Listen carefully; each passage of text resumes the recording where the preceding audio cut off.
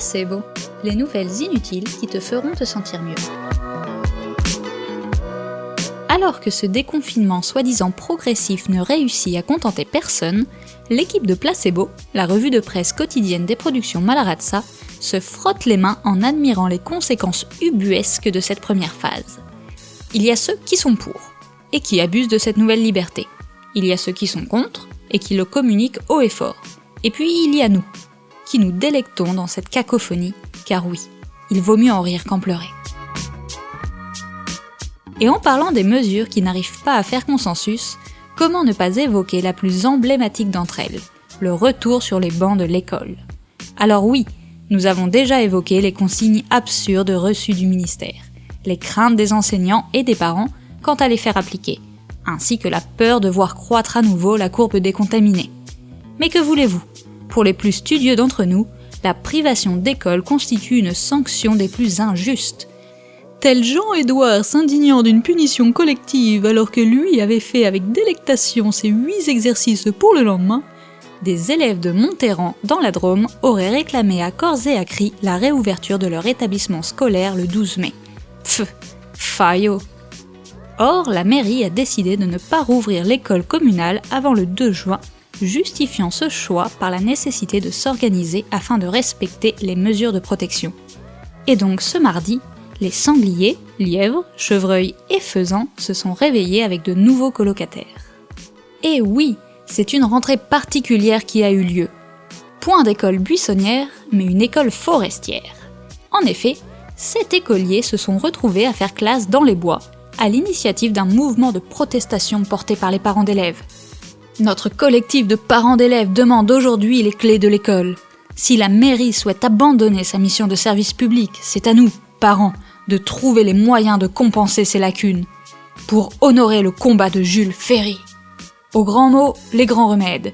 Je suis sûre que le grand homme apprécierait ce combat pour une éducation universelle, envers et contre tout. Et à défaut du bonnet d'âne, ce sera donc bonnet de laine et coupe-vent pour les écoliers, la météo n'y mettant vraiment pas du sien. Bon, on comprend quand même un peu le désarroi des parents se devant de retourner au turbin pour relancer l'économie nationale alors qu'aucun système n'est mis en place pour garder leur progéniture. Mais que voulez-vous que je vous dise ? Fallait y penser avant. Et en ce qui concerne la difficulté de travailler durant la pandémie, les propriétaires d'un cirque égyptien ont trouvé la solution imparable pour continuer leur activité en respectant les mesures gouvernementales. Les spectacles sont interdits ? Pas de souci. Les représentations auront lieu à domicile, retransmises sur Facebook et Instagram. Le jeune dompteur Ashraf a donc décidé de faire monter sa lionne Jumana au 8e étage de son immeuble, dans l'appartement familial au Caire, et de la faire sauter, rugir, rouler dans le grand salon carrelé de 80 mètres carrés.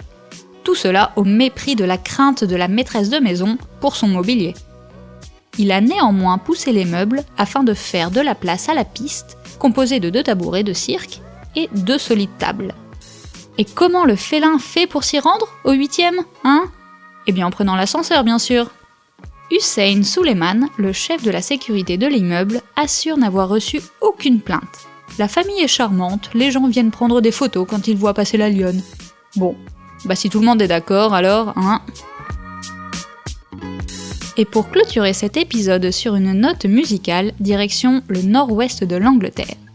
Vous n'avez sûrement pas loupé la vidéo virale tournant sur les réseaux sociaux ces derniers temps, montrant 6 jeunes hommes porter un cercueil et dansant en rythme. Si vous ne voyez pas de quoi je parle, le lien est en description, et je vous promets que ça vaut le coup d'œil. Eh bien, c'est une imitation de ce chef-d'œuvre qu'ont voulu faire des ambulanciers britanniques. Le groupe de soignants a imaginé la scène avec une civière et un mannequin représentant un patient atteint du Covid-19. Ils ont filmé leur danse et ont posté la vidéo sur le réseau social TikTok avec la légende suivante. Attention, boost de morale imminent, #Covid-19. Alors, on doit être honnête, ils n'ont franchement pas le même groove que les originaux. Et pas de bol pour eux, les images sont assez mal passées auprès des internautes, ce qui les a contraints de retirer la vidéo et de s'excuser publiquement à travers un porte-parole. Bon, moi je salue l'effort pour divertir la populace en ces temps sombres. Toujours est-il que cette vidéo n'a pas totalement disparu, Et comme je suis super sympa, je vous mets le lien dans les commentaires. Allez, à demain les copains! Placebo, pour impressionner dans les dîners mondains. La revue de presse conçue et produite par les professionnels très pros de Malaraxa.